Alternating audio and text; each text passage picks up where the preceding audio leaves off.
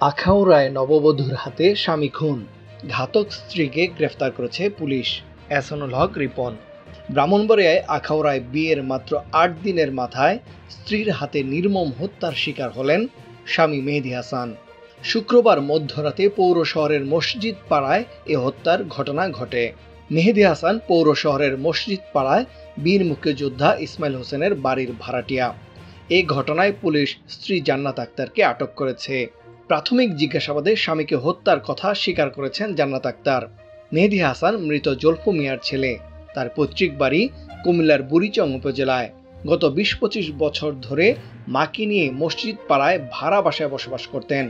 নিহতের পরিবার ও পুলিশ সূত্রে জানা গেছে, গত ৯ মে পারিবারিকভাবে মেহেদী হাসানের সঙ্গে মসজিদ পাড়ার আল আমিনের মেয়ে জান্নাত আক্তারের বিয়ে হয়। শুক্রবার রাত ১০টার দিকে মেহেদী হাসান রাতের খাবার খেয়ে ঘুমিয়ে পড়ে। ভোর রাতে নিহতের স্ত্রী বাড়ির মালিককে ডেকে বলে তার স্বামী অসুস্থ। বাড়ির মালিক ও আশেপাশের লোকজন গিয়ে দেখে মেহেদী হাসান ঘরের মেঝেতে অচেতন অবস্থায় পড়ে আছে। তাকে উদ্ধার করে আখাউড়া উপজেলা স্বাস্থ্য কমপ্লেক্সে নিয়ে গেলে কর্তব্যরত ডাক্তার মৃত ঘোষণা করে। নিহতের পরিবারের অভিযোগ, বিয়ের আগ থেকেই অন্য এক ছেলের সঙ্গে প্রেমের সম্পর্ক ছিল জান্নাত আক্তারের। বিয়ের পরও সেই সম্পর্ক অব্যাহত ছিল। প্রেমের সম্পর্কের কারণেই স্বামীকে হত্যা করা হয়েছে। নিহত মেহেদী হাসানের মা বকুল বেগম কান্নাজড়িত কণ্ঠে বলেন, ৮ দিন হয়েছে আমার ছেলেকে বিয়ে করিয়েছি। অন্য ছেলের সাথে বউয়ের প্রেম ছিল, সে আমার ছেলেকে হত্যা করেছে। আমি ছেলে হত্যার বিচার চাই। নিহতের বড় ভাই আবুল কালাম বলেন, আমার ছোট ভাই একটি ওষুধের দোকানে চাকরি করত। সে খুব শান্ত স্বভাবের ছিল।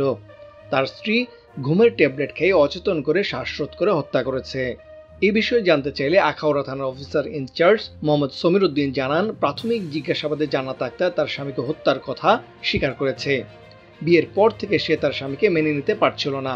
গত রাতে স্বামীকে তার ঘুম আসছে না বলে ঘুমের ট্যাবলেট আনায়। পরে কোকের সাথে ৬টি ঘুমের ট্যাবলেট খেয়ে অচেতন করে স্বামীকে বালিশ চাপা দিয়ে শ্বাসরোধ করে হত্যা করে।